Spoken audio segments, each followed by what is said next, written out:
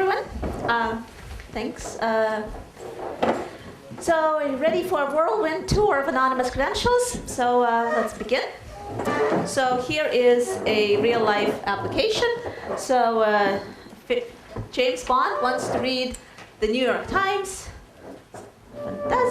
So how does he do that? Well, he goes to the New York Times and asks for the news, and they say, who are you? Do you have a subscription? And he says, it's Bond, James Bond. Well, or he will say, I can tell you, but then I'll have to kill you. So maybe that's not how it's going to work out. So maybe the New York Times just says, all right, I don't care who you are, show me your subscription. And he says, here's my subscription number. And that's not a good solution, not just because we're cryptographers and we want a challenge. It's not a good solution because a subscription number is like a unique persistent identifier. So if you always use the same identifier every time, that's just as, like, you may as well just use your real name because you reveal who you are by the kinds of things that you do. So this is already an old result. I think it's about 15 years old, that 80% of the population of the United States is uniquely identifiable by just date of birth, zip code, and gender. So if you're trying to not to do anything anonymously, you don't want to have a persistent identifier around. So what's the answer? Well, all of us know it, probably. The answer is not what the answer is, but what should be the question. So the question that the New York Times should be asking from James Bond is not, show me your subscription, because it doesn't really care what the James Bond subscription number is, but prove that you're authorized. And then everybody knows how to do that, since we're all here. James Bond can prove that he's authorized without revealing who he is, using a zero-knowledge proof. At least that's what we think in principle. OK. So now that I've sort of given you the high level, let me give you the definition of security for anonymous credentials. OK, I'm actually just kidding. Because it's a very complicated definition, because there's various participants in the system. There are organizations that grant credentials, there are organizations that want to verify your credentials, there are various users. It takes kind of a long time to give this definition, and it's not necessarily instructive. So I'm going to not worry about the formal definition of what we're trying to achieve. And I'm just going to go this route. I'm going to tell you approximately how to get there and which building blocks we need, and then we'll concentrate on the building blocks and not on the definition of security of an overall system that we're trying to build. It's not generally a good idea. Usually you want to start with the definition of security and then have your building blocks and then prove that the building blocks give you the definition that you want and then concentrate on the building blocks. But I'm going to skip that first step. OK. So what's under the hood? What are we trying? What are the building blocks that will get us where we want to go with anonymous credentials? Well, so first of all, never mind anonymous credentials, what do actual cryptographic credentials look like? So the New York Times, as a credential granting organization, has a public key. And James Bond, as a user, also needs to have some public key, something public to which this New York Times can give a credential. And usually, in order to get a credential, first you kind of say, I am the owner of this public key, and there's perhaps some authentication protocol that proves that you really know the corresponding secret key. So you authenticate yourself as the owner of a public key. And then you say, all right, and now give me a certificate that says that I have a subscription. And then the certificate itself just looks, it's reasonable to imagine that it would look like a digital signature on the user's public key.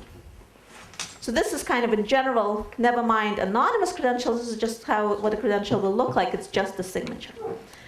And if you want to show that you have a credential, again, never mind anonymous, then, well, first of all, there's some context. So you're asking for the news. He says, who are you? And you say, well, oh, you cannot see what it says. So, Yes, OK. You say it's Bond, James Bond. Here's my public key. And presumably when he says it's Bond, James Bond, he has some way of authenticating himself as the owner of James Bond's public key. So he's not just saying that he's James Bond, he's authenticating himself as James Bond. And then he says, and here is my certificate, my signature, and you can verify it. Okay, so this is non-anonymous credential, just normal credential. So if you want to make that anonymous, then that last step is done. Instead of showing in the clear, here is my public key, and here is my credential, he does it via a zero knowledge proof. He says, here is a zero knowledge proof that I know a secret key and a public key. So I'm the owner of the public key because I know the secret key, and I know a signature such that the public key corresponds to the secret key, and the signature is the signature of the New York Times that says that I have a subscription. Okay, so is that clear? So this is what we want to do. These are the building blocks we want. Well, one building block that we want is a zero knowledge proof that allows you to do that. And also, you want to, if you want to kind of exist anonymously out there, not only do you want to show credentials anonymously, you also want to be able to obtain them without revealing who you are. So you kind of establish an online reputation based on some other identity, and then you want to get a credential on that identity. So now he is reading the Providence Journal. So it's another newspaper, not the New York Times, but the Providence Journal is famous because that's the local newspaper near Brown University, which is where I work. So world famous newspaper. So now he's reading the New York Times, the Providence Journal, and he wants to get a credential from them. So there has to be some protocol, some two-party computation protocol where the common input is the public key of Providence Journal, and his secret key is, and his secret input, James Bond's private input, is his own secret key and whatever credentials he already has that the Providence Journal might require him to have before it issues its credential. And the Providence Journal's private input is its own secret key, and then they crank the wheels, some computation happens, and out pops the credentials for James Bond. So what we also want in this whole anonymous credential space is a protocol, a protocol that realizes this green box. And when I say it realizes it, I'm sort of being a little informal, because you'd think that what we might really want is a secure two-party protocol for this. And actually, even if we don't get a truly secure two-party protocol for that, it might be okay, because James Bond never shows the certificate in the clear, so nobody will ever actually see the signature. So it's a slightly weaker requirement than true two-party computation security, because it's okay if Providence Journal knows a little bit about this resulting signature, as long as it doesn't learn anything about James Bond's secret inputs. Does that make sense? But if we get true secure two-party computation, we're definitely good. Okay, and another thing that might be helpful is we might want to think of him getting a credential from the Providence Journal relative to some already established identifier that he has with the Providence Journal, such as a pseudonym, and that identifier might be his commitment, might be a cryptographic commitment to his secret key. Okay, so that's what's under the hood.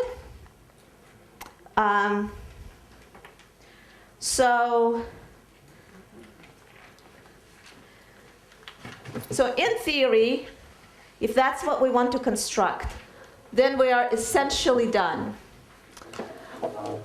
So, and we don't even need secure two-party computation. We're basically, this is it. This is all we need to do.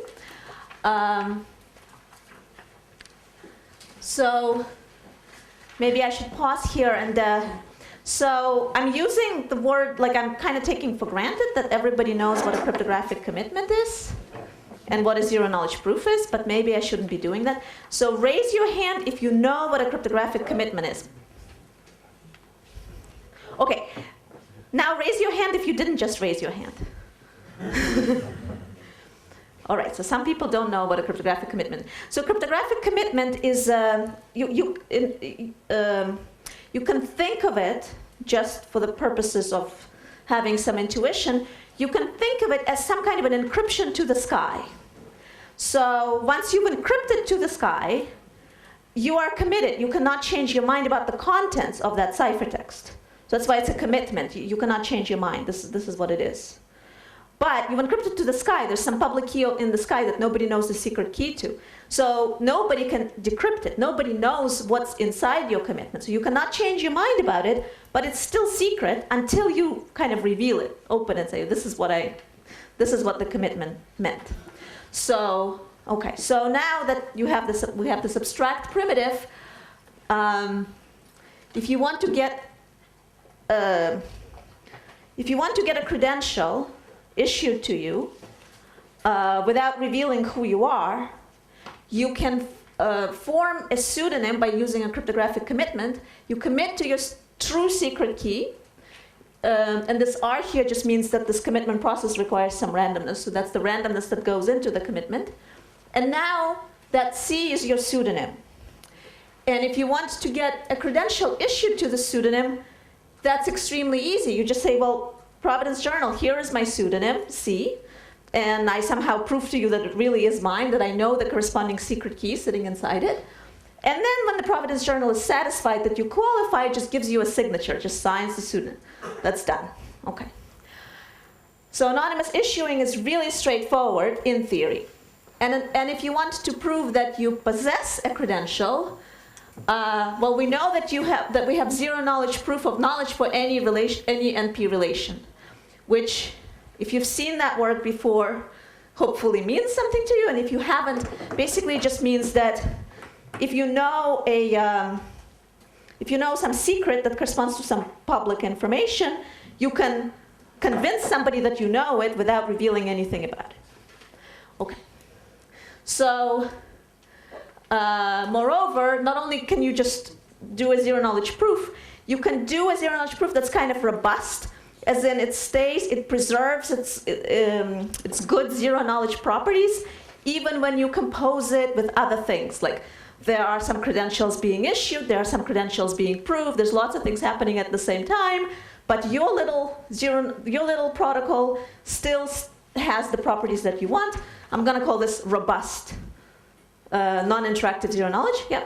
Jump from zero-knowledge to non-interactive. So that's true, yeah. It seems like if I wanted to be able to pass the credential of the cache type setting, I would want non-interactive, but otherwise I simply wouldn't want non-interactive, right? Where would you So if you want, so let's say that you've already established yourself as the owner of some pseudonym. Now you just also want to convince them that the pseudonym has a credential that was issued to it by somebody else. Then you want non-interactive, because why would you want interactive? Right, exactly. So non-interactive is more desirable. But we'll come back to that. So I'm not defining what this robust NIZK means. I'm just saying it's the desirable level of security for zero knowledge, so that it's still secure even while you're doing lots of other things. So we know that a good enough notion of non-interactive zero knowledge exists, has been defined and constructed already a while ago by DeSantis, De Crescento, Persiano, and yes, that's just 00 is the year. And that's, they defined NIZK proofs of knowledge. And if you combine that with robust NIZK as defined and realized by DeSantis, De Crescento, Ostrovsky, Persiano, and Zahai in 2001, then you get the right notion of NIZK. So, okay, so now you have the right notion of NIZK, so what do you use it for? Let's say that you have James Bond is talking to a verifier who knows him by some pseudonym C prime. So to that verifier, he proves knowledge of a secret key, another pseudonym, two sets of random strings that he uses for commitment, and a credential sigma, there should be a comma here, sorry about that, such that pseudonym C and pseudonym C prime are pseudonyms that correspond to the same secret key, and the signature verifies. And the signature is the Providence Journal signature on C. Okay, so what I'm saying is that in theory we're done, and this was kind of already known for a long time. So why is this subject interesting? Why are we still studying it? Well, because in practice, we don't want to run these algorithms that I just cited. So some of them require that you do, for example, a Cook-Levin reduction. Now, no offense to Cook and no offense to Levin. I have a lot of respect for them. It's one of my favorite reductions ever. But somehow, if I want to run a protocol in practice, maybe that's not the best route. So, what's needed for anonymous credentials if you actually care about things like running time? And in practice we do. Any algorithm that you actually want somebody to implement eventually, you care about its running time. You don't want to just say, oh, it's a proof of concept, it's polynomial. So what's needed for anonymous credentials if we want them used in practice are more efficient building blocks. So what are the building blocks that we've just sort of been talking about? So there's a commitment scheme there that figures very prominently, and we want also a signature scheme. And we need three efficient protocols. First of all, we need a robust, and I haven't defined what exactly that means, zero knowledge, proof of knowledge, and equality of committed values, so that you can prove that two pseudonyms correspond to the same value. We need a secure, and I haven't yet really defined what that means yet, protocol for signing a committed value, for getting a signature on a value that's inside a commitment. And we need a robust zero-knowledge proof of knowledge of a signature on a set of committed values. It's kind of a mouthful. But that allows you to say, here is inside these commitments are my secret key and maybe some other attributes of my identity. And the things that are sitting inside these commitments have been signed. There's a credential issued to them. Okay, so that's what we want to construct. So those are the building blocks that make up anonymous credential systems. And the more efficient these building blocks are, the more practical, the more relevant to actual practice our algorithms become. Okay, so what's the history of this whole research area? So this vision that we don't want persistent identifiers, that it's that what we want is these privacy-preserving authentication protocols. That vision dates back to the 1980s, and Chow's, in a series of articles, spelled out this vision. So he introduced concepts like blind signatures, group signatures, and just a more general concept of, okay, you want to avoid this big brother type protocols with persistent identifiers. He gave some evidence that his vision could be realized, but he didn't give any definitions of security or constructions that correspond to what I just showed you.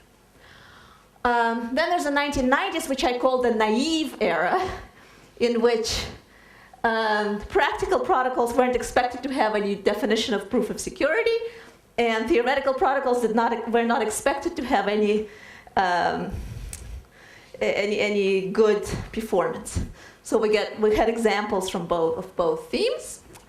Then there's the 2000s, which I call the early modern era, in which we actually identified these building blocks in a series of papers with Jan Kamenisch, and then realized them using.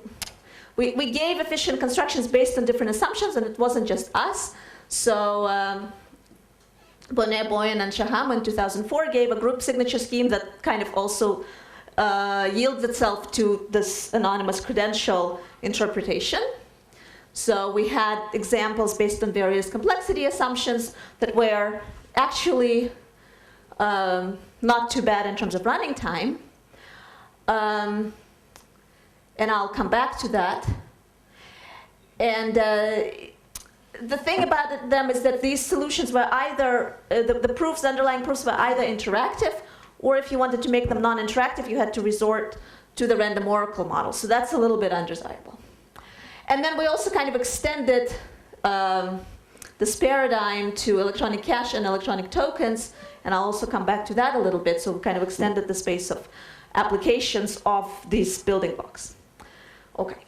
Then in 2010, so this current decade that we're in, the modern era, and I call it the age of Grotz-Sahai proofs. So, which it really did start in 2010, although Jens's work from 2006 was kind of a forerunner, and it started with an introduction of a very useful primitive called structure-preserving signatures, which essentially is a kind of signature where you can use a Grotz-Sahai proof in order to prove knowledge of such a signature directly. So it's kind of, it kind of immediately says, once you have a structure-preserving signature, that robust NIZK that we were looking for, your quest is over, just use Grotz-Sahai proofs. So this really made it very nice, and now we have NIZK that's robust, and that is provably secure without random oracles or anything like that. And it isn't just nice because it allows for non-interactive proofs without random oracles. It's also nice because now it allows for applications that we didn't know could be done until this work.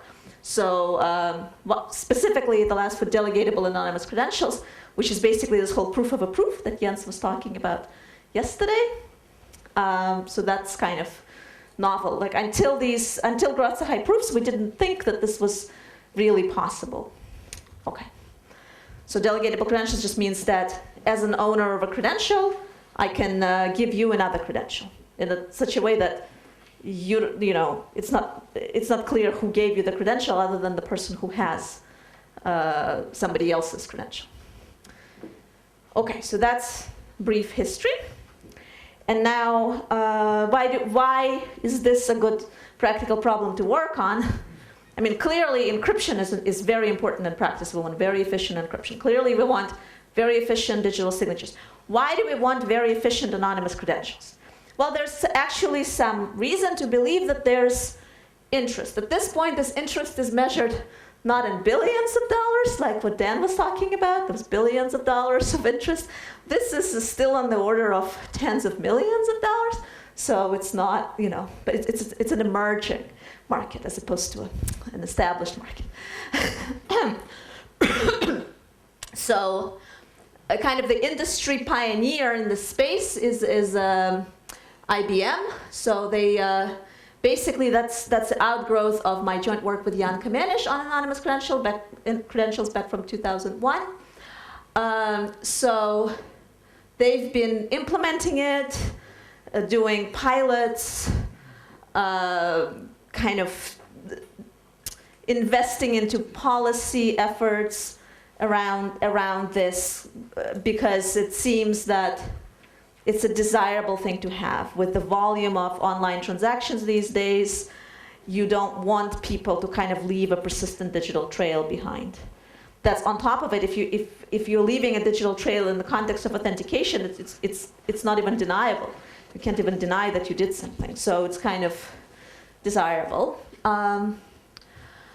And it's been largely supported by the by the European Union.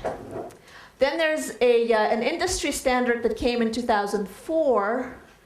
What they were trying to do is make PCs more secure, so they were trying to enhance them with some kind of a functionality that was sitting outside the processor and was checking that your machine's doing what it's supposed to do. And another feature that they wanted is they wanted your machine to then be able to convince a remote machine that it's enhanced with this trusted platform module. So for that, in order to convince a remote machine that it has this kind of a feature, it needs to do that via an efficient zero-knowledge proof. So that's also related to this. So actually now you have a version of anonymous. So all of you with laptops, chances are your laptop is capable of doing anonymous credentials.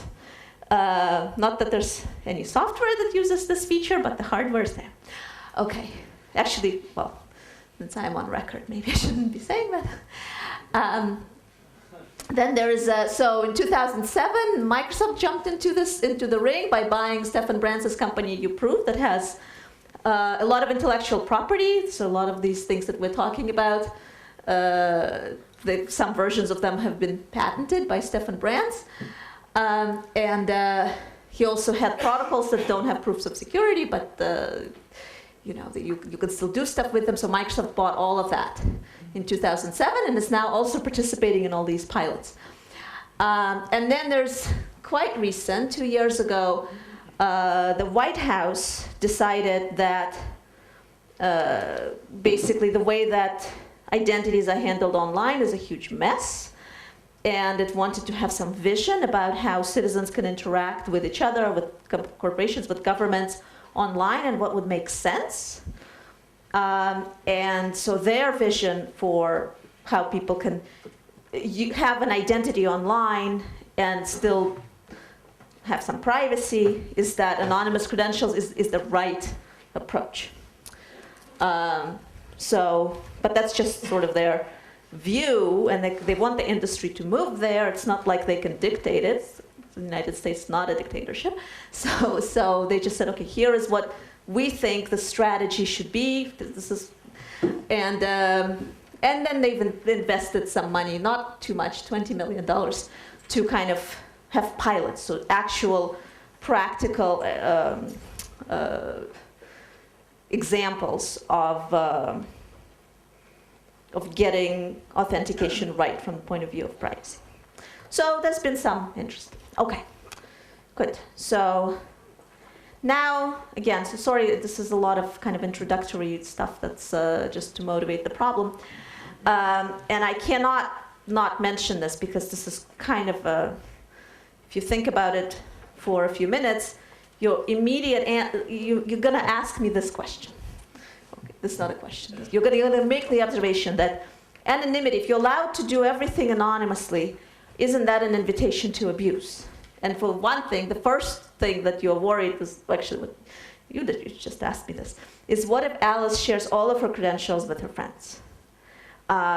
She's anonymous, so she can do this, and nobody will notice that.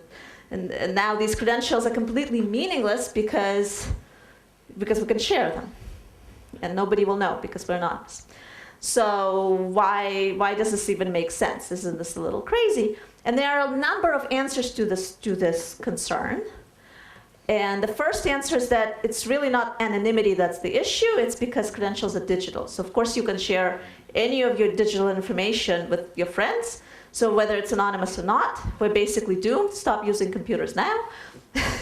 Or if you want to, if you think computers are okay to use for this, then it really, and it's not anonymity that's the issue.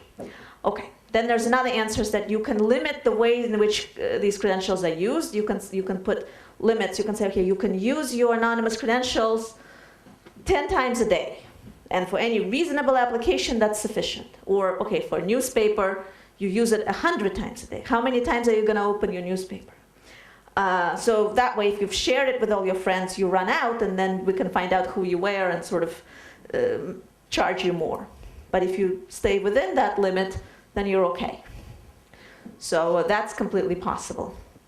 Then there are other things is you can, if you observe that there's some abuse, if you're like, whoa, I can just buy Alice's credential, okay. Then you can revoke credentials that have been abused. Pretty much the same way as you can revoke non-anonymous credentials. I mean, it's a pain. You have to do some revocation lists. You have to update people who haven't been revoked.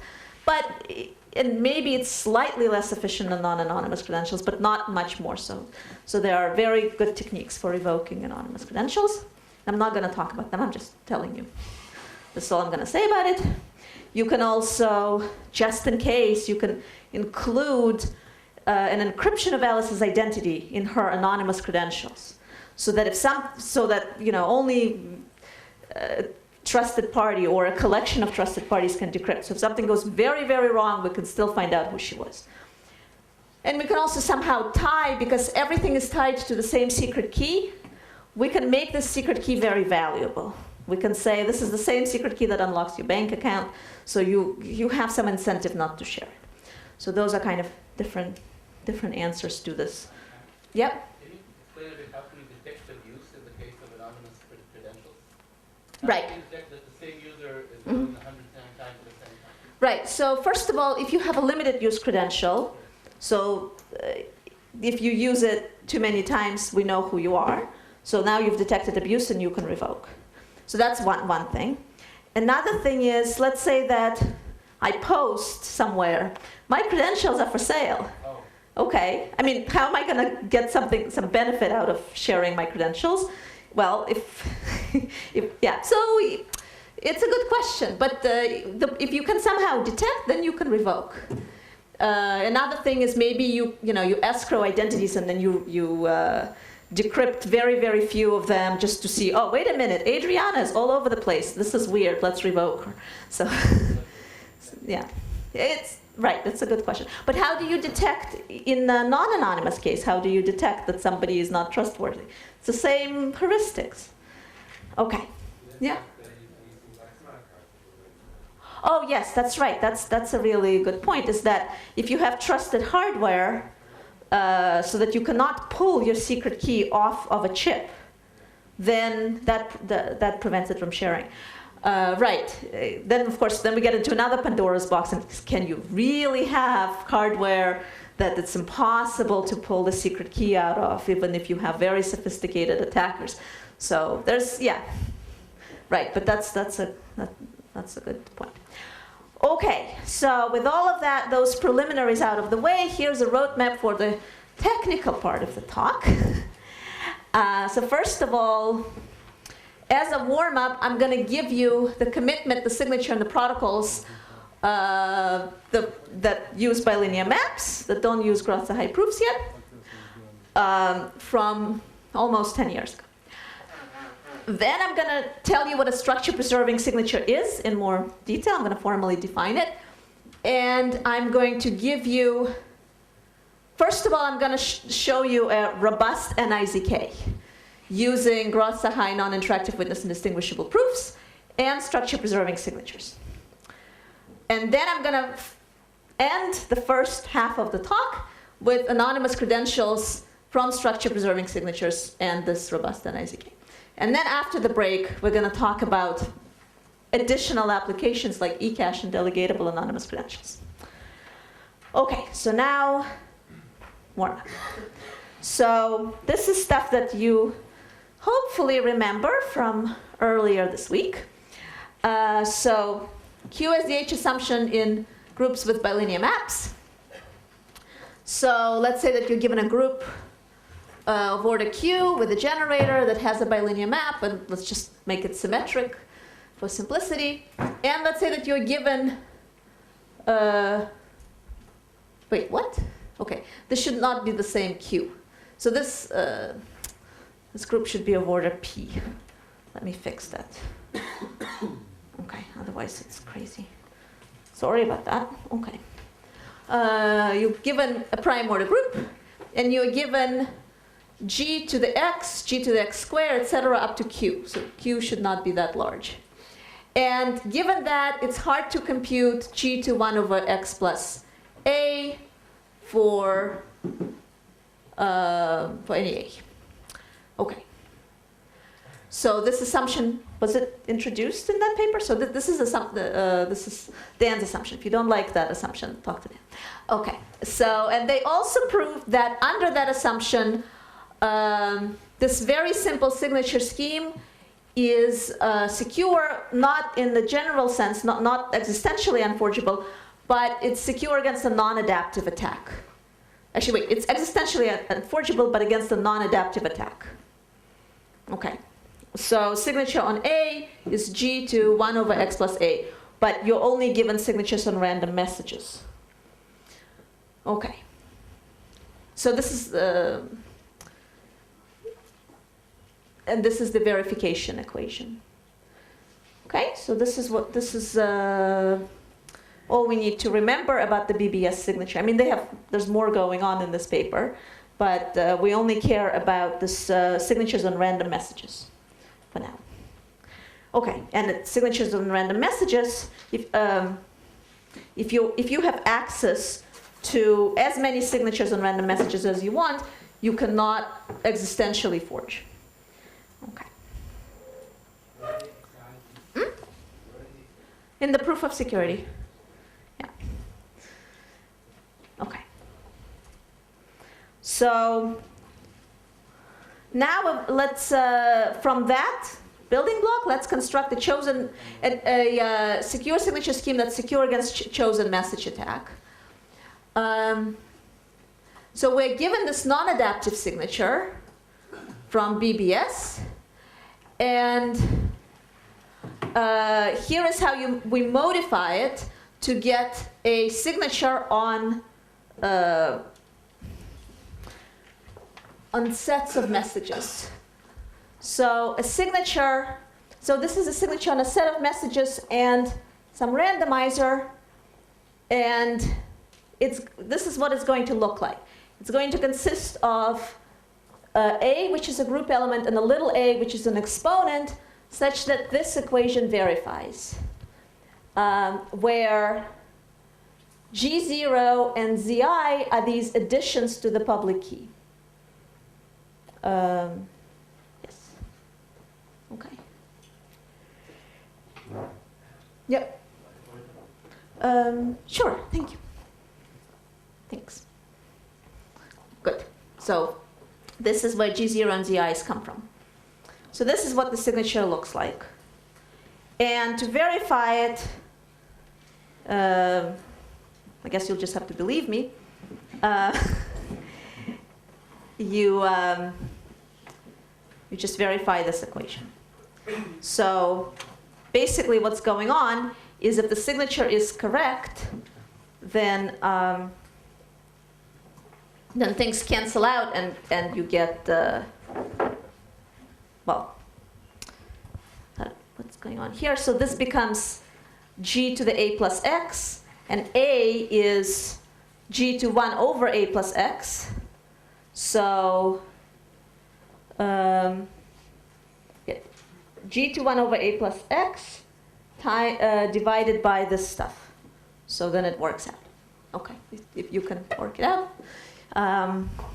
Good.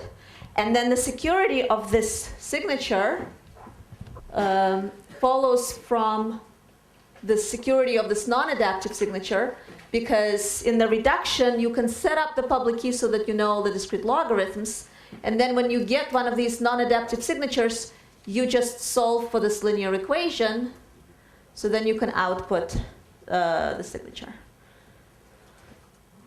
Don't know if this was too fast. Okay, so what does this buy us?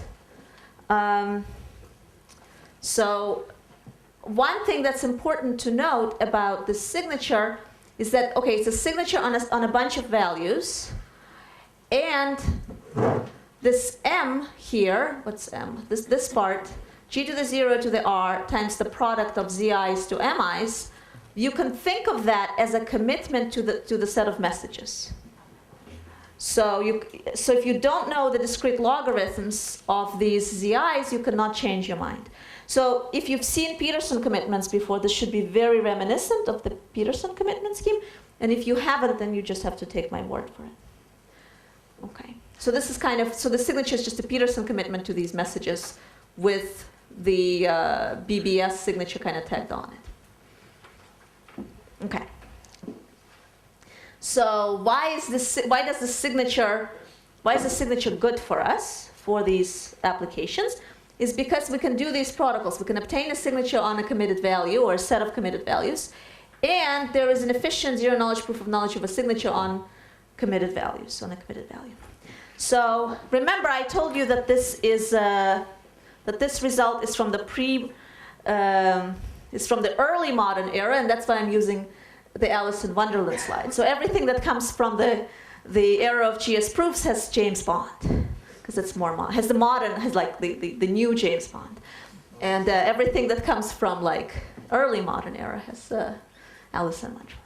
Okay, so here's our Alice, and she's the user, and she wants to get a signature on a bunch of committed values. So how does she do that? Well, first of all, she commits to her message, to her set of messages. And so she forms this capital M as a commitment to her little MIs. So she takes G to the 0 to the R. That's kind of a randomizer. And then the product of these ZIs to MIs. And if she doesn't know the discrete logs here, then this is a binding commitment. And because the group is of prime order, it's also a hiding commitment. So she's committed. She can't change her mind. So she sends that M to the signer. Now, for the signature scheme to be secure, in principle, the signer needs to know these values. But in a protocol, it's good enough if there's just a zero-knowledge proof of knowledge of these values. So it turns out that for various discrete logarithm relations, including this one, there are efficient proofs of knowledge. So Alice can very efficiently prove that she knows R and these MIs without revealing them in zero knowledge. So there's a protocol, and I'm not going to show you how it works. Okay, now it turns out that the signer, in order to just issue the signature, if you go back to the previous slide, it's kind of clear. In order to issue this signature, capital A, little a, it isn't necessary for the signer to know these representations. It's good enough if he just knows this product. Then he can already solve for little a, capital A. Okay, so for that reason, once this proof of knowledge is done, the signer can just issue the signature and send it to Alice. So now Alice can output her signature, and she's done. Yes? I'm sorry, I missed it. I think, what is the number of MI? What's the number of these MIs? As many as you want for your application. So what are the constituent little m's? It can be Alice's secret key is M1. And maybe Alice also has some attributes corresponding to her identity, so they're the other m's. So you can, if it's confusing, just think of it just being one M1, and that's it. Okay, now she outputs the signature, and she's done. So now, how do you prove knowledge of a signature?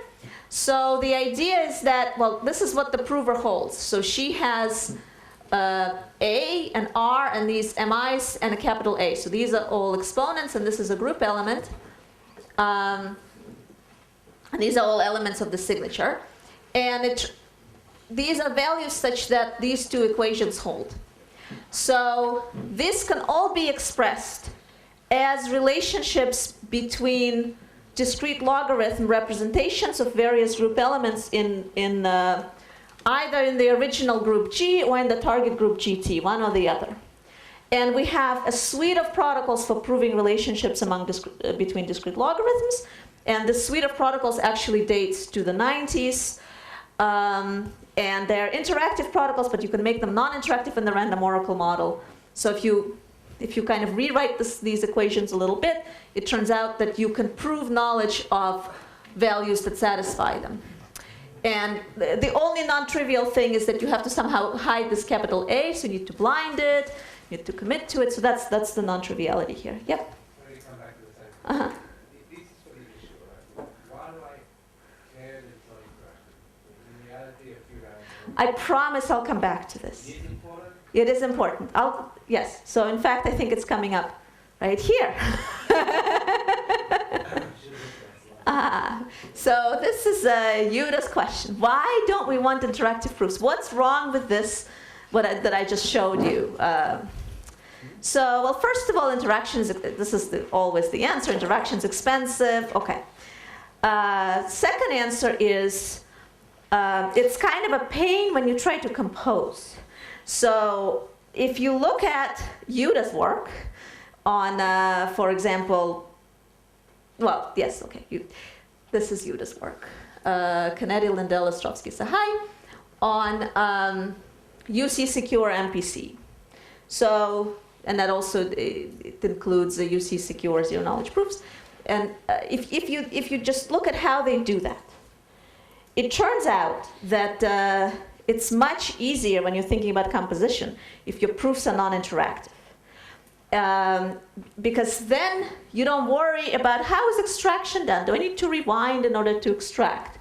Because if you want things to compose, then just from the proof you want to be able to kind of know exactly, well, when you want things to compose, you need some kind of a simulator that has a master view of everything that's going on, everything the adversary is doing. So you want to be able to read off from a proof that an adversary has produced in the reduction, in this, in the simulation, in this imaginary world. You want the simulator to look at what the adversary has done and know immediately what it is that the adversary knows. Now, the simulator is only doing that to the bad guys. The simulator cannot possibly do that to the good guys, but you want to set things up such that for the bad guys, the simulator can figure out what they're doing. So if your proof is non-interactive and it's a proof of knowledge, then the simulator has some, just by properties of non-interactive zero-knowledge proofs, the simulator can do that. And it doesn't need to kind of reset the world to an earlier state and run it again or do anything messy like that. But in an interactive proof, of course it depends on how your interactive proof works, but often you need to rewind. So it's basically a pain with composition. Now you can overcome this by saying, all right, a proof, if the first message of the proof is going to include an encryption of the witness, such that the simulator would know the decryption key. But that's expensive. Like these crypto systems that allow you to do this, they also, there's another proof that what's encrypted is the correct witness. So it adds an expensive step. So in principle, you could do this, but it's a pain. And so if you look at how Yuda approached this problem in his own work, is just, let's just take this robust NIZK and be done with it. So that's one answer. Okay, so I mean, maybe that answer is not convincing. If we did not have NIZKs, we would probably somehow make interactive proofs work. But luckily we have NIZKs, so I'll show you that we can use them. And then there's also another answer. So the second answer that might be more interesting for Yuda, because he already knew the first answer, is that if you have an interactive proof, you cannot transfer it. You cannot say, look, I accepted this credential because it was convincing. In an interactive proof, you say, I was convinced by this credential, but I cannot possibly explain to you why, if the proof was interactive. If the proof is non-interactive, then you can say, look, I accepted this credential, it's a good credential, see for yourself. And that feature becomes useful in, for example, electronic cash. Like, because then, I'll show you where it comes up in eCash, but basically, if there's a dispute about whether a particular eCoin is valid and you should have debited somebody's account, it's useful to have a proof that you did the right thing if you're the bank. Okay, and then also, if you want to do delegatable credentials, you want to do these proofs of proofs.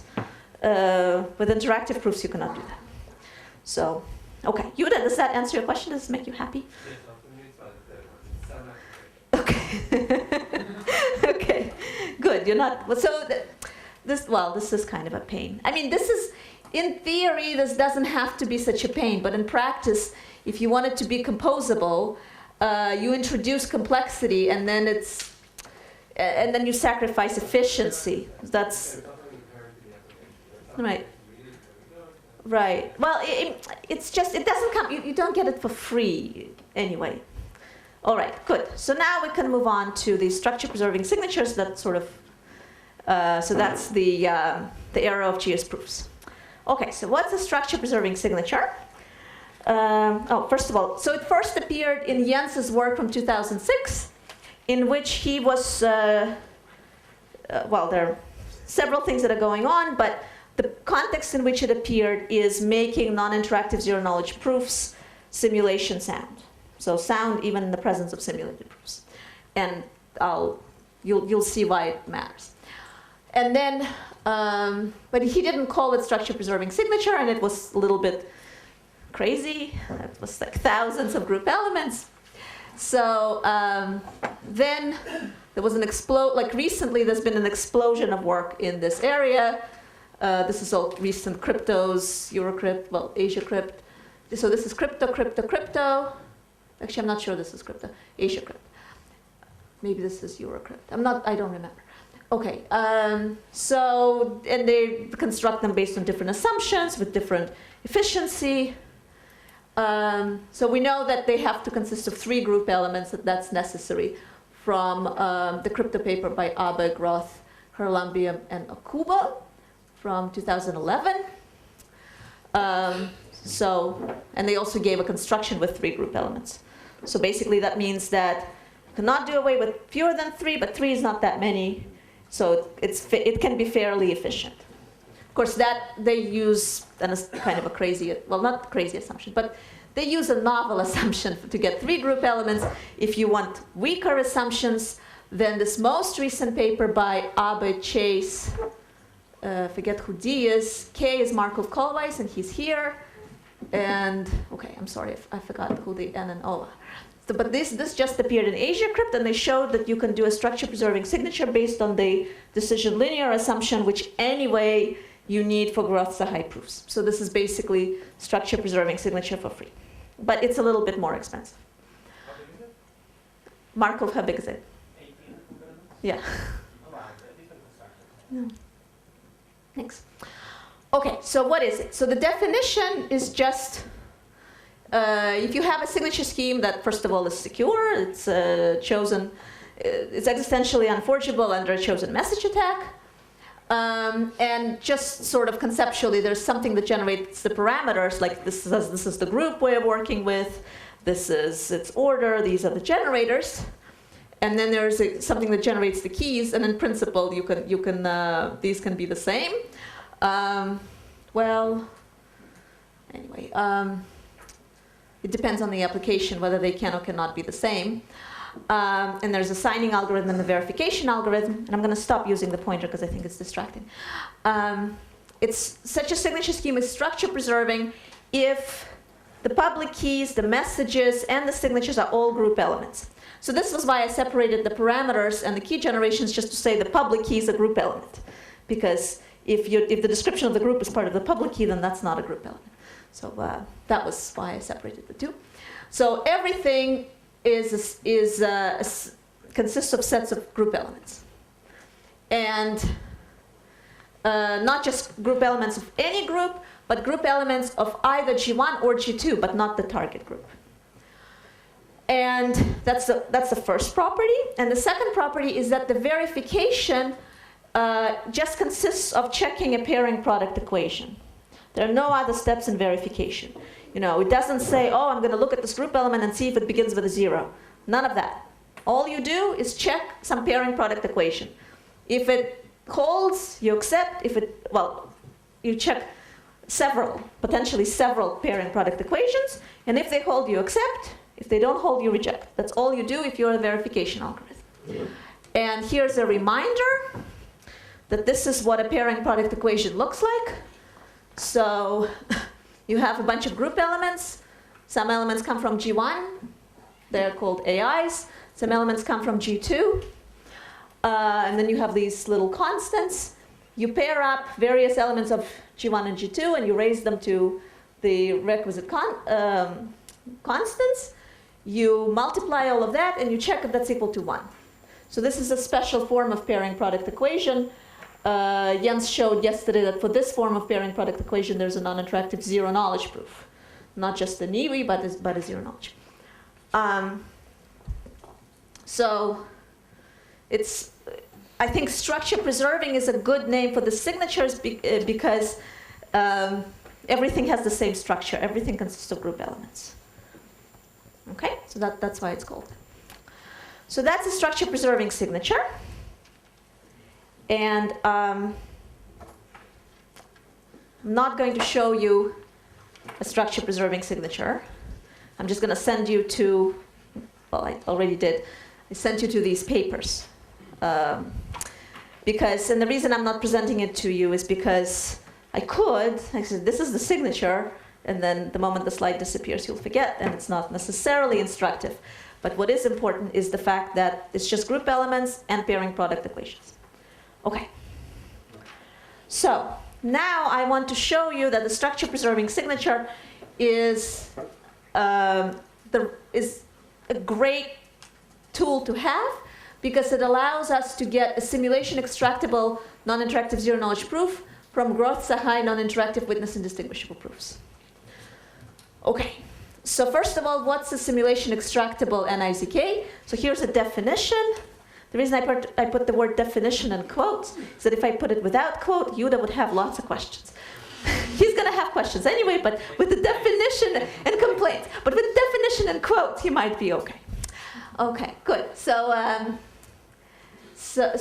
a simulation extractable NIZK proof of knowledge, first of all, it needs to be already a non-interactive zero knowledge proof of knowledge, which means that there's a simulator who can generate proofs without knowing witnesses for the statements.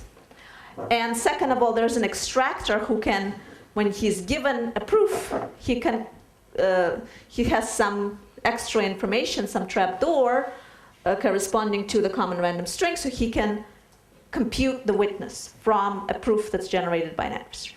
So that's what the first two words of the definition mean. But in addition to just being a non-interactive zero knowledge proof of knowledge, it needs to satisfy this additional requirement. And the requirement is that no adversary can win in this game. So the game consists of 4 steps. The first thing is the adversary adaptively requests various simulated proofs. So he just keeps going and says, now I want a simulated proof that 1 is equal to 2. And now I want a simulated proof that it's raining. And now I want this, and now I want that. And then he says, all right, okay, now I'm done. I have all the proofs I need. Here is a new statement, x, and a new proof, pi. And then the knowledge extractor takes this statement and proof and tries to compute the witness, w. So it computes something and outputs w. And the adversary wins if w is not a witness for x, if the knowledge extractor fails to extract a witness for the statement. Okay, and you can strengthen this definition by requiring that even if you give this adversary A the extraction trapdoor, so it can do this knowledge extraction himself, he can still not win. So for the purposes of this talk, this is essentially the notion of robust zero knowledge, robust NIZK that we care about. Yep? So A has to be a valid proof or a proof that verifies? Yes, that's correct. Otherwise, of course, you can win. Thank you. Right. Could you say once more the secret key to the simulation? Uh-huh. So the requirement is only for a simulated run of the protocol that it can retrieve, or for the real run, or for both? So the adversary can himself compute valid proofs, right? He doesn't need to an oracle to compute just valid proofs. He can just run the proof algorithm with statement and a witness. So he could adaptively request that somebody else compute the proofs for him, but that would not change this definition at all, because he can do it himself. So that's why this definition is doesn't include that kind of oracle call, but it does include, but the adversary cannot compute simulated proofs himself. So he needs an oracle for that. Does that answer your question, or am I misunderstanding the question? Okay, good, thanks. Okay, so this is, and the reason kind of very, good, I'm almost done with this, okay. The intuition for why this is kind of the right definition and why things compose is that, you know, in the world, in kind of a scenario where lots of things are happening at the same time, there are lots of users, there are lots of proofs, there are credentials being issued, there are credentials being shown in our application, and you want to protect the good guys. So the good guys are doing everything using the simulation. The good guys never produce real proofs. The good guys just have some ideal function call that they make. that produces simulated proofs. So all the output that comes from the good guys doesn't contain any, it's not at all correlated with their true secrets, because it's not computed based on their secrets. And even in this world where the good guys are really protected this way, the adversary cannot fake a statement. He cannot say, oh, here's a statement that's true, when the statement's actually false, or when he doesn't actually know the witness to the statement. So this is why this is just intuition for why this is the right notion. Okay, so now that I've given you this definition, let me show you that if you have a structure-preserving signature, then you magically transform the Groth-Sahai-Niwi into a simulation extractable NIZK, POK. Okay, so first of all, recall the language for which this Niwi proof system works. So I'll call this language L sub PPE, and this language consists of commitments. These are the Groth-Sahai commitments, CI, such that the values inside these commitments satisfy this particular pairing product equation. So for every pairing product equation, there's its own language. Or you can define a language that consists of commitments and the pairing product equations. Whatever I like to define it this way for this slide. Okay. So this is what the Groth-Sahai-Niwi is designed for. So for this language, and of course this language is also parameterized by this is my group, these are the generators that I use for commitments. So that's the type of language for which Groth-Sahai-Niwi is designed. Okay, so we already have a Niwi for this language. How do we get a simulation extractable NIZK POK for this language? So here is how it will work. So the common random string for this proof system consists of, first of all, the common reference string for the Groth-Sahai-Niwi, and secondly, a public key for a structure-preserving signature. The prover wants to prove that these values CI, that the values inside these commitments satisfy the pairing product equation. And he has witnesses for that statement. And the way that he is going to prove it is that, first of all, he forms new commitments, CI primes. And these commitments, CI primes, can just all be commitments to one. Well, they can be commitments to anything he likes. They're just some random commitments to some random values. And then he forms, using Groth-Sahai-Niwi, he proves the statement that either the original commitments, CIs, are in the language LPPE, or values inside these new commitments, CI primes, contain a signature under this public key on the values CIs. Okay? So that's the statement that he now proves. Instead of proving the original statement, so CI is in PPE, that's the original statement, he proves an OR statement. Either this is in PPE, or whatever's inside here is a signature on these commitments. Okay? And it's not clear immediately that this is of the right form, that this new statement that he's trying to prove is actually yields itself to Groth-Sahai-Niwi, so I'm going to leave this as an exercise. So the exercise is express disjunctions. So it's clear that this statement is a pairing product equation. Also, because of this is a structure-preserving signature, this statement is a pairing product equation. So now we have a disjunction of pairing product equations. Either this equation holds or that equation holds. So it turns out you can express a disjunction of pairing product equations also as a set of pairing product equations by introducing a new variable, and that's it. That's all I'm going to say, and it's a nice exercise. Okay, good. So why does this work? Well, the simulator can work by just having a secret key for the signing public key. So the simulator can form simulated proofs by just signing these CIs, the statement. And if the adversary manages to output a new statement, and the new statement X will also consist of these commitments. So if he forms and outputs a new statement, And if the extractor fails to extract the witness for this statement, then because the Groth-Zahainiwi is sound, is perfectly sound in fact, the simulator must necessarily extract a signature on this new statement that the adversary just produced, which contradicts the security of the signature scheme. Okay, so am I out of time for the first hour? Yeah, okay. So in that case, I guess this anonymous credential application of SBS will have to wait until the second hour. Okay.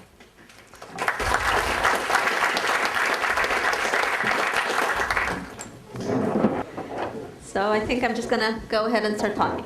So, okay. So I hope that everybody remembers what simulation extractable NIZK is, and that now we have a fairly simple construction of simulation extractable NIZK using structure preserving signatures and Groth-Zahai non-interactive witness indistinguishable proofs. Okay, so now that we have this simulation extractable NIZK, we can talk about anonymous credentials from structure preserving signatures and simulation extractable NIZK proof of knowledge. So here's basically the construction, part one of the construction.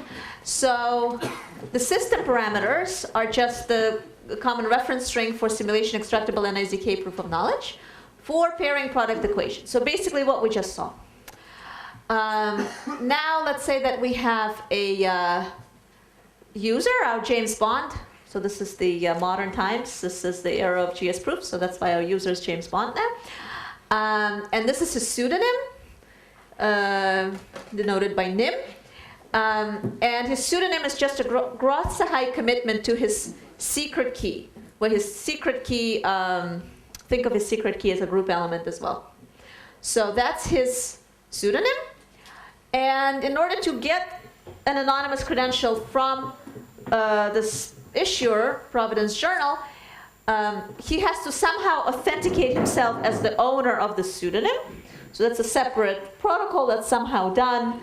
For example, he can do it by proving that he knows his secret key.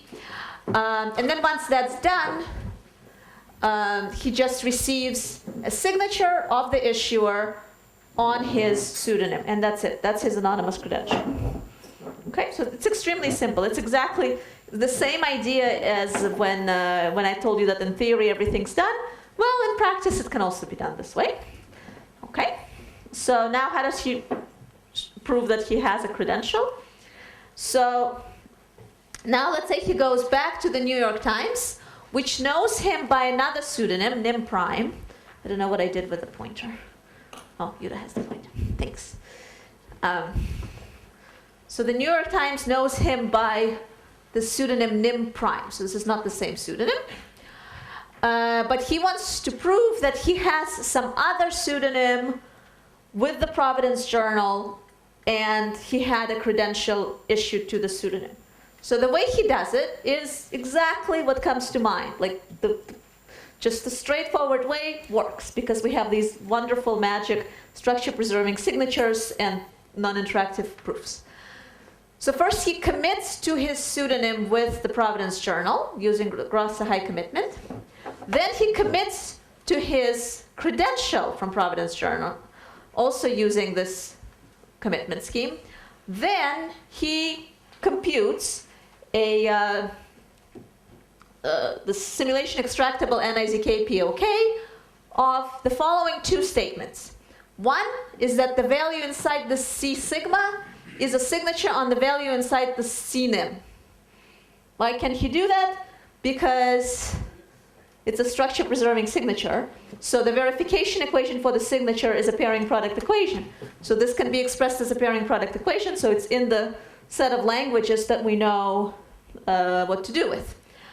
And two, the value inside CNIM is a commitment to the same value as the one inside NIM prime. So that is also expressible as a pairing product equation, it turns out. So that also fits in this framework that we know how to do Groth-Zahai proofs with. So we can do a simulation extractable NICK, POK of these two statements. And that's it, he's done. Okay, so this Grotz-Sahai proof system just gives us what we need for anonymous credentials pretty much automatically. Like, that just pretty much works out. Okay, so this is the end of part 1. Okay, now part 2 of the talk. So remember what we were, so our break was slightly early, but now we're here. So now I'm going to show you, in addition, so I've shown you anonymous credentials, and I've hopefully convinced you that in the era of Grotz-Sahai proofs, you can do anonymous credentials. They can be proving that you have a credential can be non-interactive, and this wonderful composition properties because it's robust and NICK, which means simulation extractable. So everything just fits together quite nicely. Now I'm going to show you additional applications of this paradigm, electronic cache and delegatable anonymous credentials. Okay. So electronic cache is also known as a single-use credential. It's basically the same thing. And this idea was introduced by Chamfiat Naor quite a while ago. And then the version that I'm going to show you is more similar to Brand's than to Chamfiat Naor. And on a high level, it looks something like this. So this is I'm going to show you how to make sure that you can only use an anonymous credential once. Okay. So setup is you have a signature key pair for the issuer, and users have public keys and they're known, and there's a large prime queue that's known. And the issue of a credential looks pretty much like an issue of any anonymous credential, only so you have some joint input. The user's input is his secret key. The issuer's input is a signing key. And this is what this single-use credential looks like. So I'm giving you a construction instead of giving you a proof, instead of giving you a definition of security. So I skipped that. My definition of security is that it's an anonymous credential that you can only use anonymously once. And that's it. That's an informal definition. Okay. So now his credential is going to consist of 3 things. A random A and B, these are just integers less than Q, and a signature from the New York Times, from the issuer, on his secret key X and these 2 values, A and B. Okay, this is very kind of high level.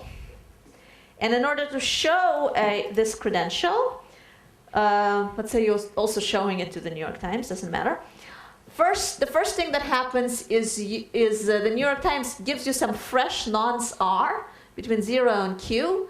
For example, it might be you might have some contract with the New York Times for this transaction, so this can be a hash of the contract plus some randomness or something. The point is that this R better be fresh, and we'll see why.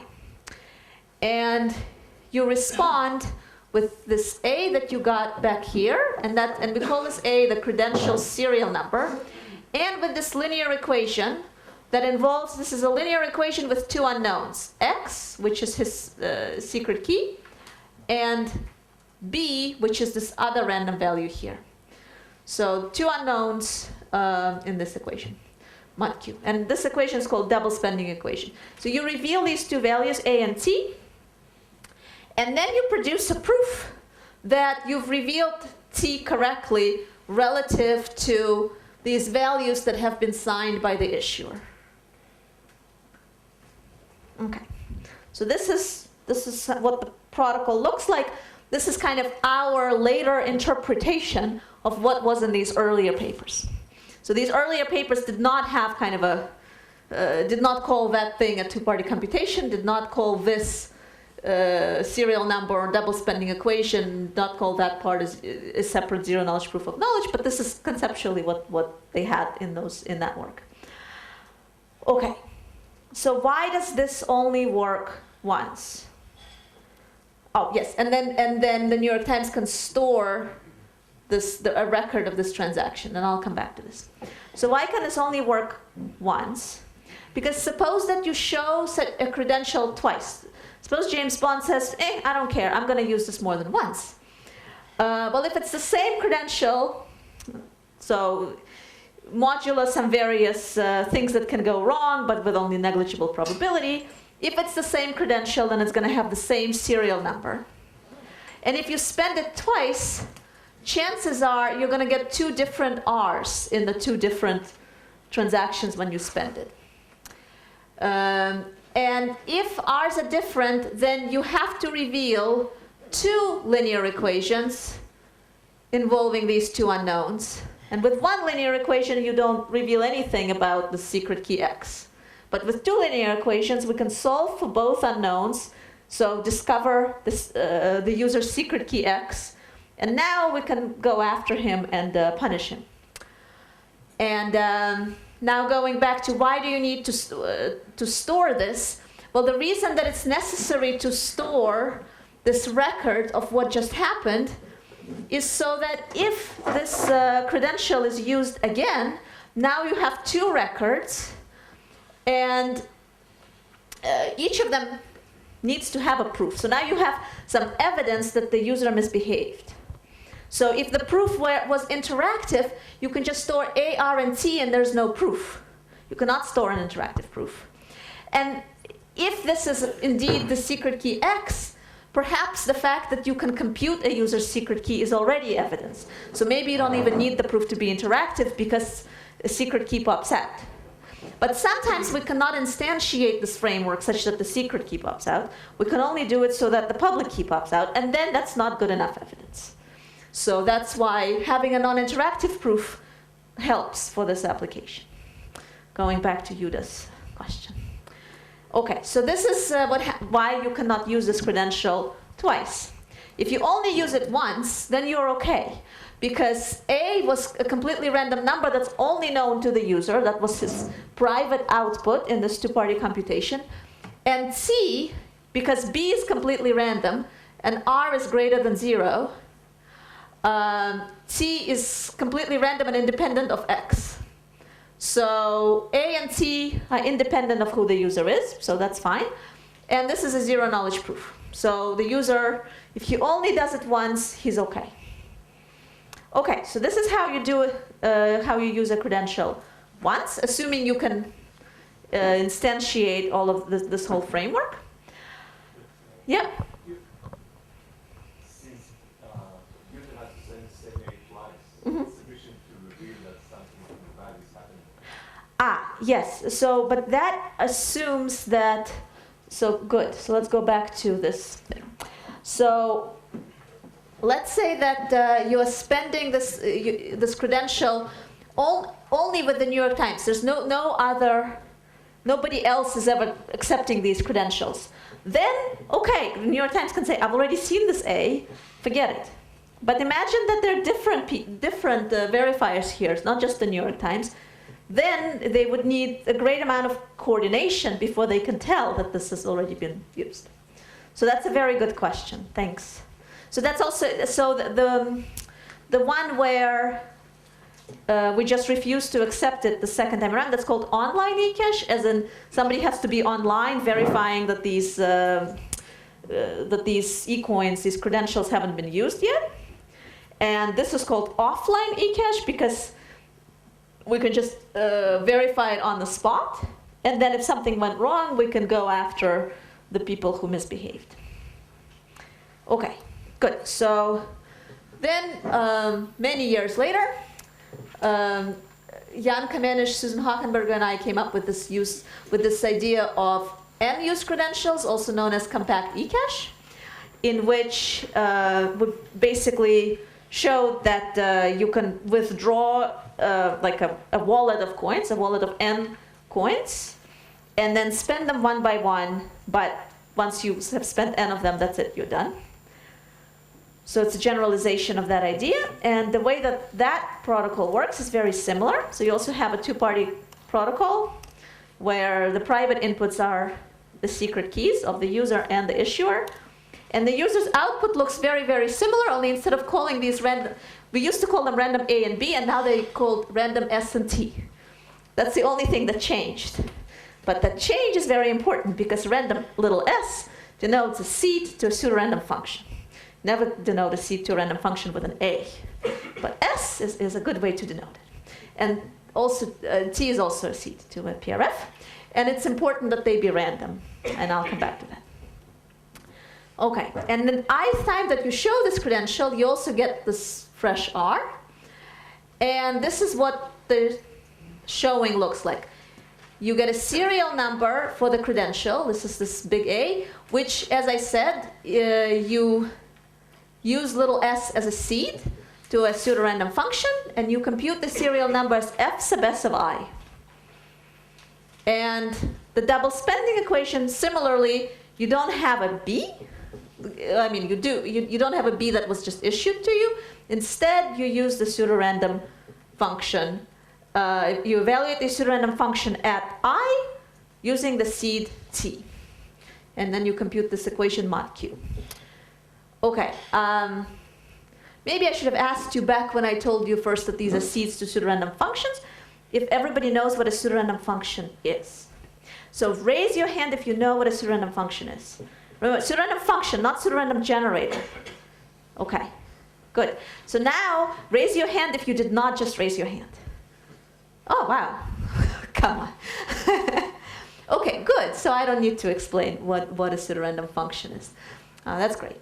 Okay, so, okay, and then the next thing, so this is your serial number, this is your double spending equation, and then of course you have to do a zero knowledge proof that what you've revealed is correct with respect to your credential, and that basically means that you need to prove knowledge of x, I, t, s, sigma, such that I is between 1 and n, so you haven't run out of your credentials yet.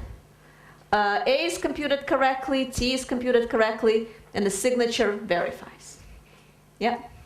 First, I have to keep state, and second, I have to tell the New York Times how many times I've been there before. Maybe that's No. so, Where do you tell the New York Times where you... I have to say what I tell them what I need. No, you don't. You just prove that you know it. Yeah. Yes. The size of the proof? No. No, you can prove, you know, if I can prove to you that an integer is between 1 and n without telling you it's not equal to 1, and without saying it's equal to 1 or 2 or 3. I can just, I can prove this statement with, it's not linear in n. Don't believe me? I mean, you can check in the clear. I can give you an integer, and you can easily verify that it's in the range. You don't need to go, let's see, is it 1, is it 2, is it 3? You know. Hmm? So then, right.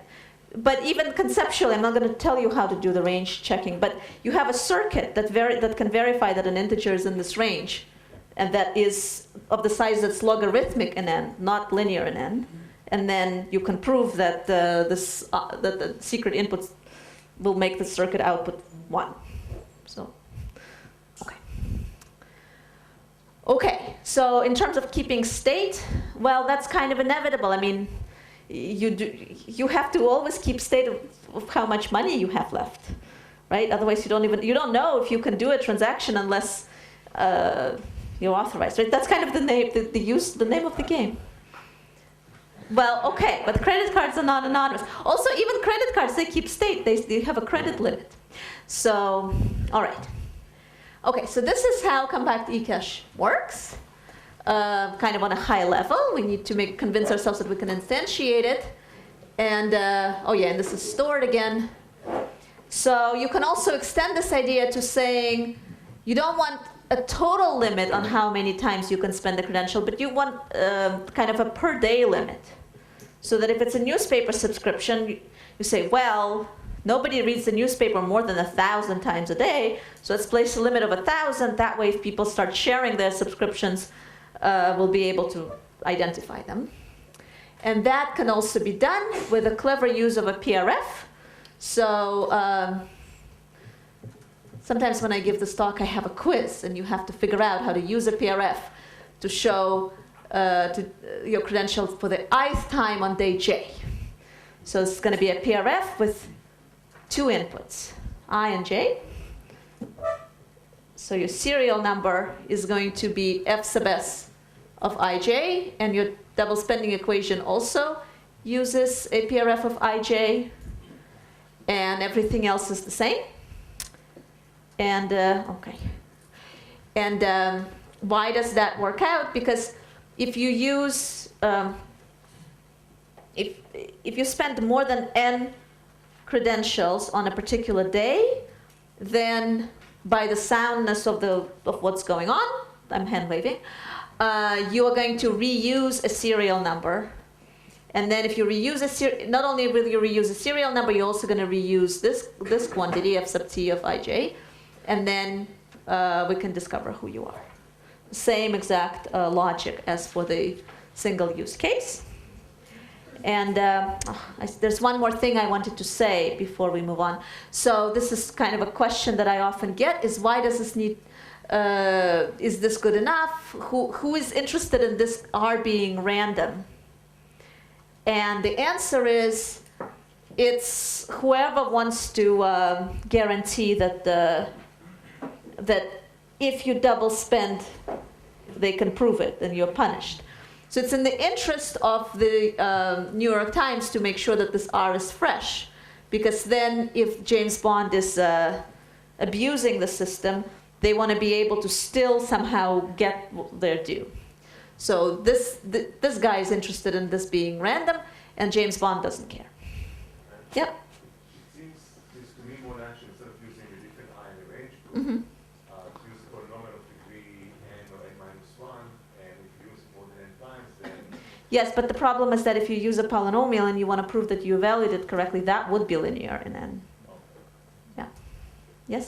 What kind of Zoroastrian functions do you use? To instantiate it? Yes. I'll show you. Okay. Good. So this is the answer to this second bullet in this Pandora's box slide, is that these are the limited use credentials. So I'm not going to show you these other approaches, but this one I did show you. So now let's talk about how to instantiate these limited use credentials. So this is my... So in theory, we're done. You can instantiate it the way I showed you. But that's inefficient because these building blocks don't necessarily fit together efficiently. Okay.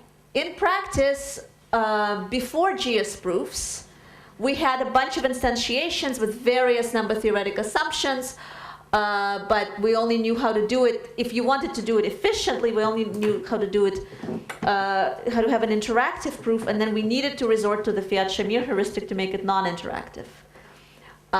So then we sacrificed provable security. But with GS proofs, we get the best of both worlds. So let me show you how to instantiate it with GS proofs. So that, yep. And small question. Mm-hmm. The way the system built, Uh-huh. the ceiling really falls on James Bond's head if he watches the 11th article on the day. That's right. The New York Times gets his secret. Yeah. Is That's... there any way to penalize him less? Yes, there is. You can do other things.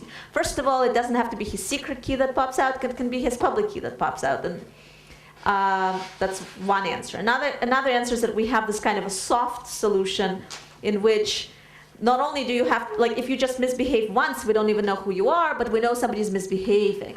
But if you misbehave 3 times, say, then we can identify. So, yeah, there's more to the story. So this was just the tip of the iceberg. Yeah, that's a good question.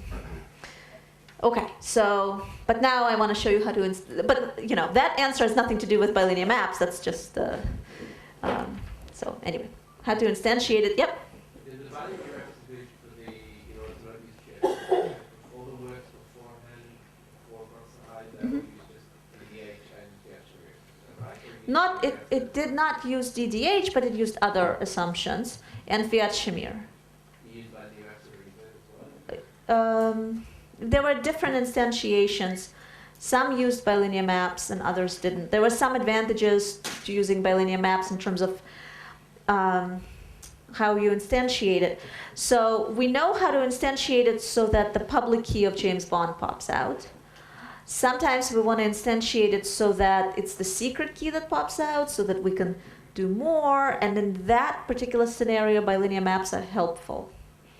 At least the way that the way we originally instantiated it, we had kind of a bunch of different approaches, and the bilinear map approach was helpful for a particular flavor of conditional anonymity. So that's a good question. But another thing is that if you want a definition of security for all of these things, eCash, anonymous credentials, all of these things, you can make like your own definition of security. That would be a mess. Or you can try to define it in the UC model using ideal functionalities, which is unfortunately also a mess, but at least it's in theory, it's a cleaner approach.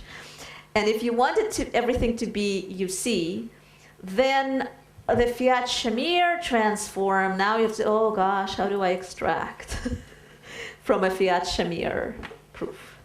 Okay, so now you have to add more stuff to your Fiat Shamir proof in order to make it extractable. And anyway, so there's a cost. Or you can satisfy a weaker definition, like a standalone definition, with more efficient ways. Whereas with the GS proofs, kind of all of that whole mess goes away. That's another nice thing about it. So by going back to that, yeah.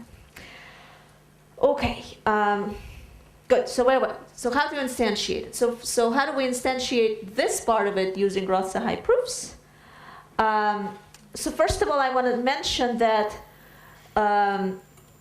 in joint work with Mira Bielenki, Melissa Chase, and Markov Kollweiss, we had a Roth-Sahai proof-based instantiation, and we did not use structure-preserving signatures.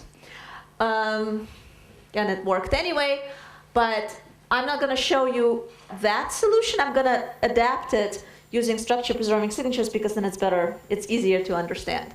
And in our defense, this paper preceded this explosion of work on structure-preserving signatures. So we couldn't use those signatures because they didn't exist yet. Okay, so this is kind of an adaptation of what we did, but now taking advantage of structure-preserving signatures. So the first thing that James Bond and the issuer do, that the user and the issuer do, is they agree on these commitments to these seeds. So the seeds have to be random. The reason that the seeds have to be random and that the serial numbers have to be random is that if your serial numbers repeat for some reason, if they're not sufficiently randomized and they repeat, then there's confusion because you see the same serial number and you think that coin was double spent. But actually it wasn't, it's just a repeating serial number. But that creates a mess when you try to trace things. It's like instead of having a very simple, just look things up, put together two things, and you know who did it, now you have a quadratic mess when you're trying to trace. So you don't want repeating serial numbers, so it's important that serial numbers be, well, they don't have to be completely random. They don't need to be necessarily indistinguishable from random, but they just shouldn't repeat. So that's why we want these seeds S and T to be random. We don't want James Bond to just pick his own S and T. And that's why the New York Times need to contribute some randomness to S and T. And so the way that the user and the issuer agree on these commitments to the seeds has to be by some form of coin flipping. So there has to be some interaction going on in order for this to happen. But that's sort of well known how to do, except it's interactive. And again, because they don't need to be truly random, we don't sacrifice composition. We just need to make sure they don't repeat. So as far as composition is concerned, this is not a big issue. We only know how to have PRFs in which the seeds are integers, not group elements. Not that it's particularly important, but it might be interesting, an interesting question to have a PRF in which the seed can be a group element. Okay, so that's Step 1 is they agree on commitments to seeds, such that James Bond knows how to open these commitments, and the New York Times is assured that these seeds are sufficiently random so that the serial numbers won't repeat. Okay. Step 2 is much simpler. The issuer just signs the user's pseudonym and the two commitments to the seeds, and that's it.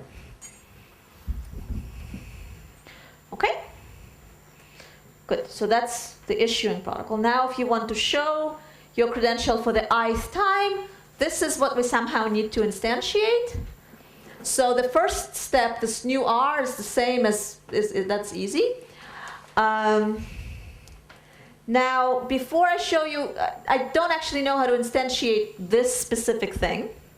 I don't know how to instantiate a proof of knowledge of all these X, I, T, S, and sigma.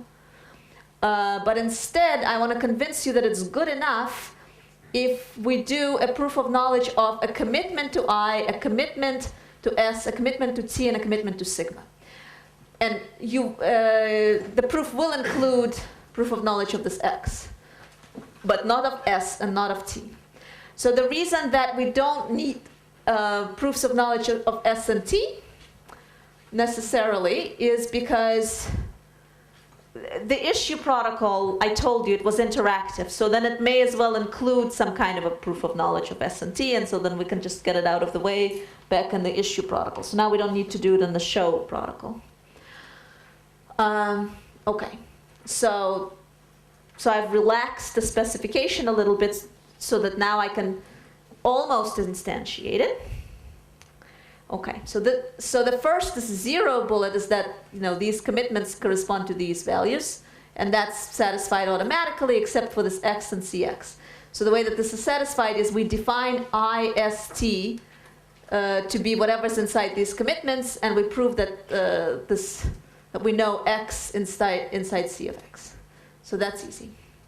Then, if the way that this is done is using a structure-preserving signature, then we automatically get this last property.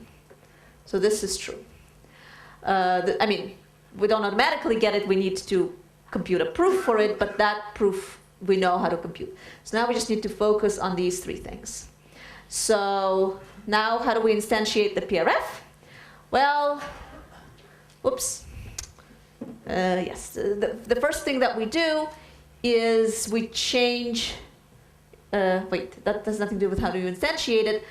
But the PRFs that we know, their outputs are group elements. So you can't necessarily just add things. It's not integers. So we rewrite this double spending equation so that it's a linear equation in the exponent. So if you take the discrete logarithm of this t, it's still what we had before. It's x plus r times some function of t and I. But that's just a discrete log. The equation itself is over the group elements. Okay, and it has the same in terms of being able to trace the user. It's almost as good, except instead of x popping out, we have g to the x popping out. But other than that, it's fine. Okay, except now I've sacrificed being able to prove x, and it's still on my slide. So I'm going to rewrite this as g to the x. Okay, and now I'm okay. Okay, so now I'm proving knowledge of g to the x. Okay, and with the double spending equation rewritten this way, what we're looking for is a pseudorandom function whose outputs are group elements. And so the pseudorandom function that works conveniently for this is the one that's due to Dodis and Yampolsky. And it's basically this. So f sub s of I is g to 1 over s plus I. So it's based on a stronger assumption than the BBS signature that we talked about earlier. But you just make a stronger assumption, and then there we go. And you can express correctness of A and correctness of T as sets of pairing product equations. So what that buys us is that we automatically know how to prove 2 and 3 because we express these statements that we want to prove as pairing product equations. So now this is the only one left, and this is the one I'm not going to tell you about. There are various standard techniques for proving ranges, and I'm going to leave it at that.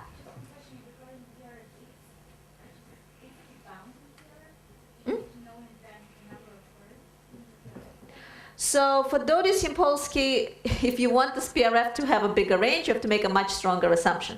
But for our purposes, it is a bounded PRF because we only make up to n queries to it. So we get away with a weaker assumption. Right, it doesn't have to be a full-blown PRF. It's just the idea, so, in a PRG, you compute each bit by bit. So to compute bit number I takes you potentially order I time. And in the PRF, you compute bits directly. So in that sense, PRF is the right primitive, but you're right that we don't need, this kind of the full power of a true PRF. We can get away with these much weaker PRF for our application. So that's another, thing about this. I mean, this is a general construction that uses general tools, and some of the tools might be actually more general than we strictly need. And this is one of them. So we get away with this, with making a weaker assumption than you need for the full-blown Doddy-Simpolsky PRF. Okay, it's a good question. Anyway, so I'm not going to show you this part of it, but there's, I should have put a reference there, but I didn't. Sorry about that. Okay, but you can just look up range proofs, and there's a lot of literature on that. Okay, so we're done with limited use credentials. So we've seen the general framework, and we've seen how to instantiate them using growth to high proofs, and structure preserving signatures, and PRF, and the Doddy-Simpolsky PRF. And again, this PRF is actually identical to the BBS signature, and so BBS 04 also deserve a citation for this PRF. Okay. So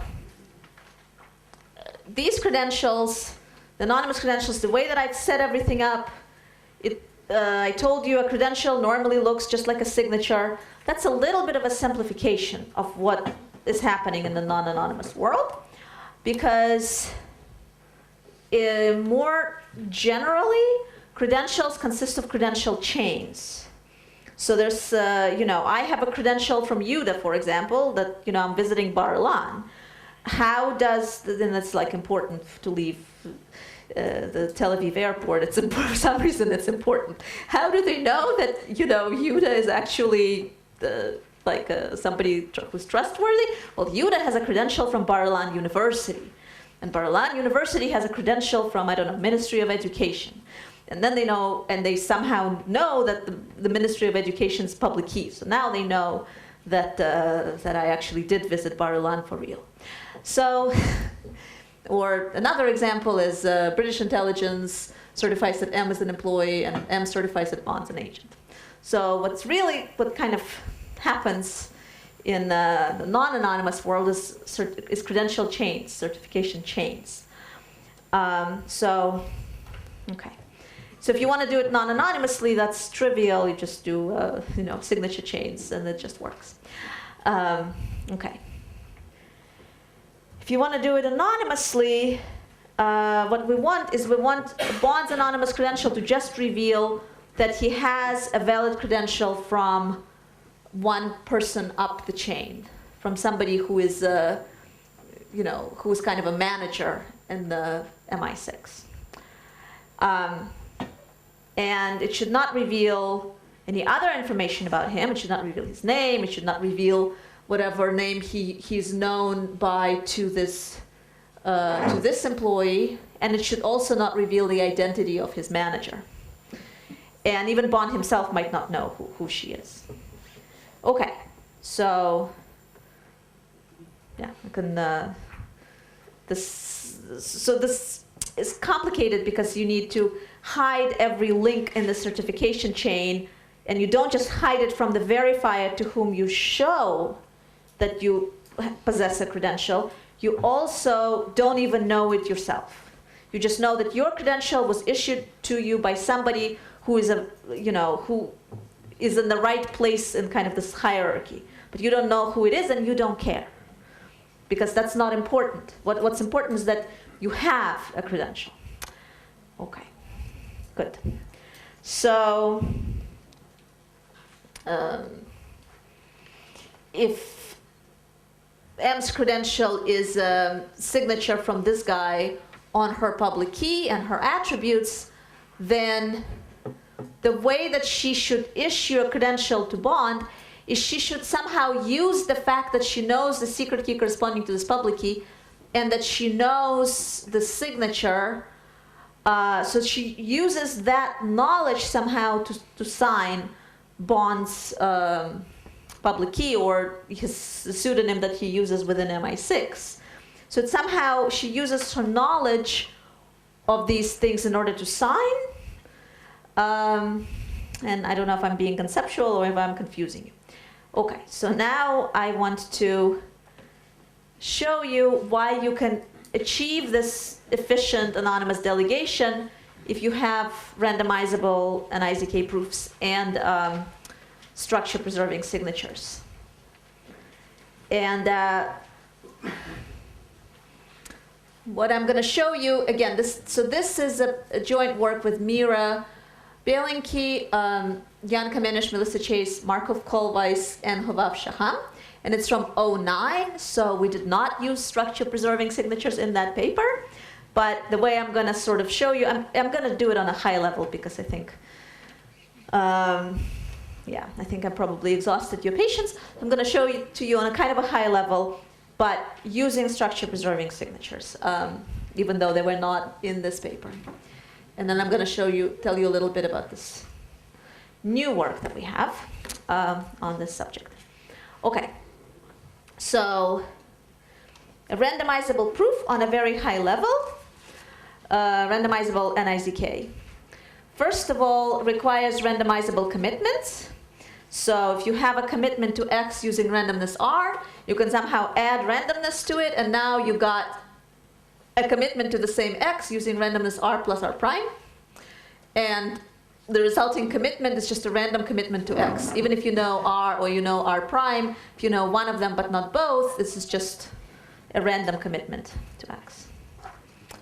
Okay, and an NIZK proof system, it consists of some setup algorithm, prove and verify, that committed values satisfy a relation R. It's randomizable if it has an algorithm called RAND, that on input a bunch of commitments and a proof that the values inside these commitments satisfy some relation, and some randomness R prime to shake up these commitments, gives you a new proof pi prime, such that basically you cannot tell whether pi prime computed this way is distributed the same way as a proof, as if it were just computed from scratch, as if you were the prover was just given these randomizations of commitments C1 through Cn and their openings, and then computed from scratch that the values inside these commitments satisfy this relation R. So basically, given one proof, given one set of commitments and a proof that values inside these commitments satisfy a relation, you can come up with another set of commitments without knowing anything. Just another set of commitments to the same values and a fresh proof that the values inside there satisfy the same relation. And as Jens showed us yesterday, Groth-Sahai and IZK are randomizable. So they satisfy this definition. Okay? So this is it's a fairly simple definition, I hope. Unless I confuse the hell out of you and then you think it's complicated. Basically, you just somehow make fresh commitments and fresh proof without knowing anything. Okay, so now I'm going to use this for delegatable anonymous credentials. So let's, I renamed my participants as this is the root, this is A, and this is B. So each participant in this picture has a secret key, and his public key is just a commitment to his secret key. Okay, so now these commitments are going to be group elements because we're using Groth-Sahai commitments. The commitments are group elements, and also these secrets are group elements. Okay, so the first credential, so let's say that this root authority wants to give A a credential. It knows A by some pseudonym C sub A, which is just a commitment to her secret key. And somehow the root is already convinced that she is the owner of the pseudonym. So he's already convinced that she knows the corresponding secret key. That kind of already happened.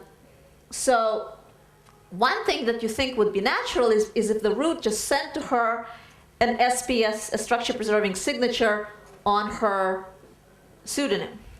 But instead of doing that, he sends her a proof, a non-interactive zero-knowledge proof of knowledge of a signature, of his own signature on her pseudonym. So this is proof by A that CA was signed using this guy's public key, PK root. Okay, so instead of sending the signature in the clear, he gives a proof of a signature. All right, and the way that this proof is computed is by he first actually signs her commitment, and then he runs the proof algorithm. So A's output consists of, this is her pseudonym with the root.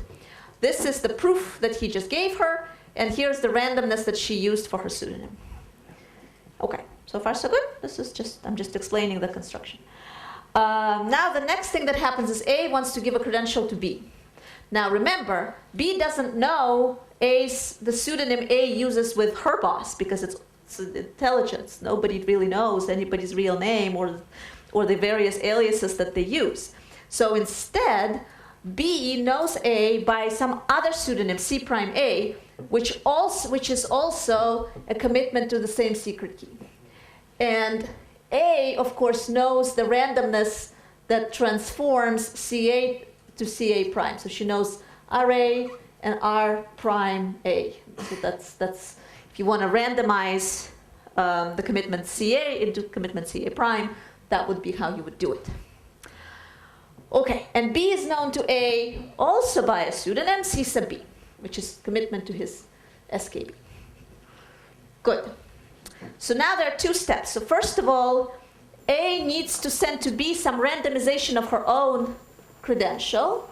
So she has proof by A that CA was signed, and now she uses the fact that the proof system is randomizable to transform it into a proof that CA prime was signed.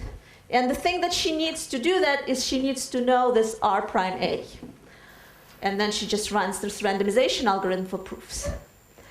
And the second thing she does is basically replicate what the root did with her. So she creates a proof pi B that C sub B was signed under C prime A. Now that's slightly strange because we don't sign under commitments. In the structure-preserving signatures, the way I defined it, you sign under public keys. But remember, structure-preserving signatures, public keys are also sets of group elements. So if what you're doing is just proving, you can say, well, inside the C prime A, I have a signing key. So let's say that my SKA is actually my signing public key. So inside the C prime A sits a signing key for a structure-preserving signature, and under that key, I signed C sub B. So that you can do. So this is sort of somehow, it's something that the structure-preserving signature allows you to do because its public keys are sets of group elements. Okay, so now B can output everything that he got from A, which consists of, so this is the pseudonym by which he knows A. This is A's randomized credential. This is his own pseudonym. This is his credential. And this is the randomness that corresponds to his pseudonym.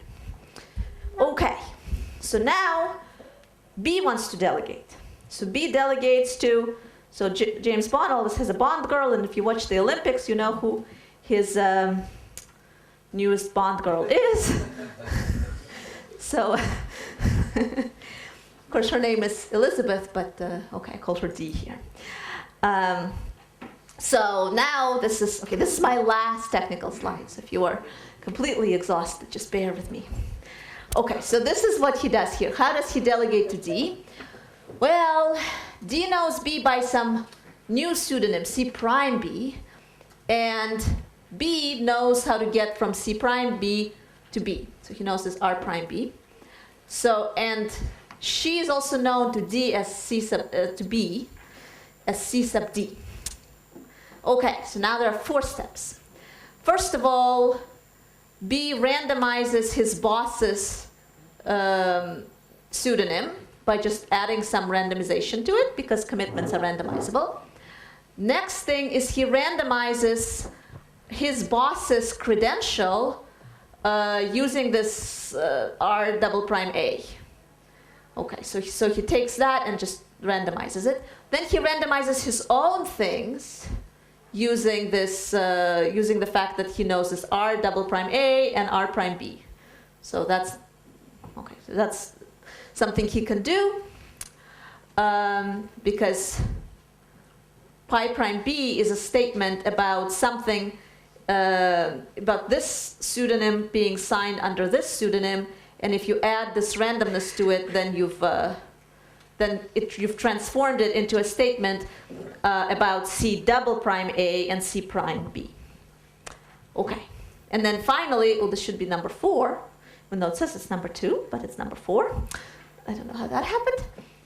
He issues this pi D that C sub D was signed under C prime B. So this is similar to what happened in previous slides. And finally, D, after getting all of that information, this is what she outputs.